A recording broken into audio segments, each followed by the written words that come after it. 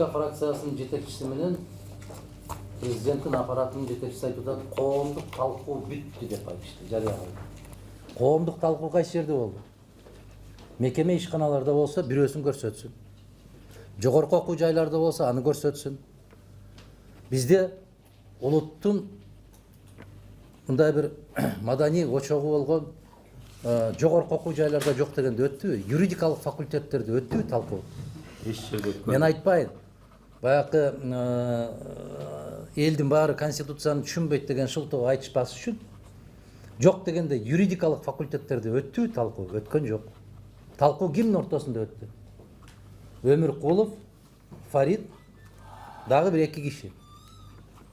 Эгер ошолор коом болгон болсо, анда Бейшенбек Бекешевич айткандай, кыргыз барбы жокпу деген суроо туулат. Эл барбы жокпу деген суроо туулат. Кеп конституция өзгөрүү керекпи, керек эместигинде эмес, өзгөрүү керек. Сөзсүз түрдө өзгөртүлүшү керек. Бирок баягындай куулук жол менен эмес, уурулук жол менен эмес, чайкоочулук жол менен эмес, жалган жол менен эмес. Эртең көрөсүздөр. Мындан 3 ай башта эле түзүлгөн ар кандай реформа Атамбаевтан кийин болсун деп. Себеп кетарман киши кетиш керек дагы. Келген киши эл менен акылдашыш керек. Жаманбы жакшыбы конституциялык кеңешме түзүлүшү керек. Ар кандай саясий күчтөрдөн, ар кандай көз караштагылардан бул ыр эмес да бир 40 мүнөттө жазып койгондой.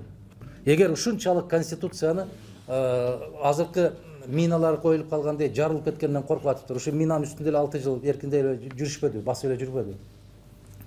93-жылкы конституцияга келсин да.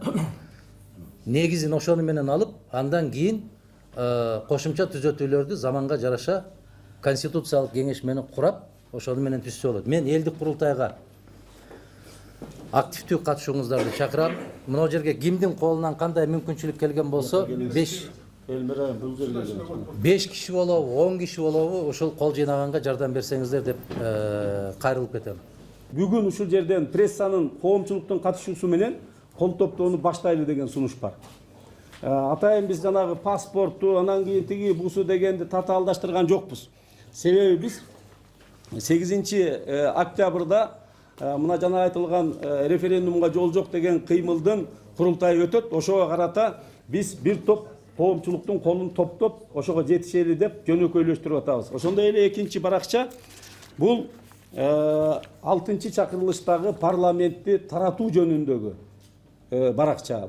Анан жана конституцияны болсо эс алып жүргөн жеринен эле колдойбуз деп кол коюп берип, кыскасы өзүнүн эң негизги ыйык милдеттерин жогорку кеңеш аткарбай жаткандыктан ушул 6-чакырылыштагы Кыргыз Республикасынын жогорку кеңешинин депутаттарын таратуу жөнүндөгү баракчаны дагы бүгүн даярдай келдик. Бүгүн ушул 2 баракчага кол топтоону урматтуу туугандар баштасак. Бул жерде Алмаз Шаршенович өзүнүн антын бузуп атат деп эсептейбиз. Ошондуктан бул референдум жана конституциялык өзгөрүү болбош керек. Элибизде айтылган жакшы макал бар. Жигиттин сөзү өлгөнчө өзү өлсүн деп. Ошондуктан белгилеген антыбызга турушубуз керек дагы 20-жылга чейин эч кандай референдум, эч кандай конституциялык өзгөрүүлөр болбош керек. Бүгүнкү бийликке биз дагы бир жолу кайталап кетет элек.